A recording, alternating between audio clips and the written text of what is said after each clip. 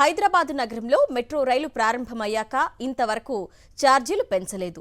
మెట్రోతో సిటీలో ప్రయాణం సుఖవంతంగా మారింది. మెట్రో టికెట్టు ఛార్జీలు పెంచుతారనే వార్తలు సగటు జీవిలో ఆందోళన మొదలైంది. పెరిగే ఛార్జీల్ని ఎలా భరించాలంటూ ఆవేదన చెందుతున్నారు నగరంలోని మెట్రో ప్రయాణికులు. అసలు మెట్రో యాజమాన్యం ఆలోచన ఏంటి? Watch the story. హైదరాబాద్ మహానగర రవాణాలో అతి కీలకంగా మారిన మెట్రో రైల్ టికెట్ ఛార్జీలు త్వరలోనే పెంచనున్నట్లు తెలుస్తోంది. దీనిపై కొంతకాలంగా తర్జనా భర్జన పడుతున్న ఎల్ఎన్టీ అధికారులు నష్టాలను తగ్గించుకునేందుకు టికెట్ ధర పెంచడమే మార్గమని నిర్ణయించుకున్నారు. 2 ఏళ్ల క్రితం కేంద్ర ప్రభుత్వం ఆధ్వర్యంలోని ఛార్జీల నిర్ణయ కమిటీ ఇచ్చిన నివేదిక ఆధారంగా టికెట్ రేట్లు పెంచాలని భావిస్తున్నారు. ఈ నెల 8న ముఖ్యమంత్రి రేవంత్ రెడ్డితో సమావేశమై ఆయన అనుమతి కోరనున్నారు.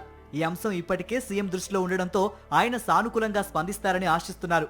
పెరిగిన ఛార్జీలు ఈ నెల 10వ తేదీ నుంచి అమలు చేసేందుకు ఏర్పాట్లు చేస్తున్నారు. మెట్రో రైల్ నగరంలో ప్రారంభమయ్యాక ఇంతవరకు ఛార్జీలు పెంచలేదు. కరోనా ముందు రోజుకు 80 లక్షలకు పైగా ఆదాయం రాగా ఆ తర్వాత నుంచి నష్టాలతోనే ప్రయాణం చేస్తోంది మెట్రో రైల్ సంస్థ.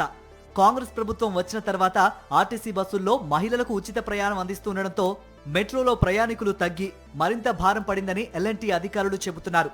ఇదిలా ఉంటే మెట్రో రైల్ టికెట్ ధరలు పెంచడం వల్ల సామాన్యుడికి ఇబ్బంది అంటున్నారు ప్రయాణికులు. యాక్చువల్గా బస్ ఛార్జెస్ పెంచడం వల్ల మెట్రో అండ్ బస్ దగ్గరగా ఉన్నాయి. ఇది పెంచేస్తే ఇది కొంచెం రేట్ పెరిగిపోతుంది కాబట్టి ఇబ్బంది అవుతుంది. పెంచకుండా కంటిన్యూ చేస్తే బాగుంటుంది. టికెట్ ధరల సవరణపై హైదరాబాద్ మెట్రో రైల్ సంస్థ కేంద్రం అనుమతి కోరేందుకు ఏడాదిన్నరగా ప్రయత్నిస్తోంది.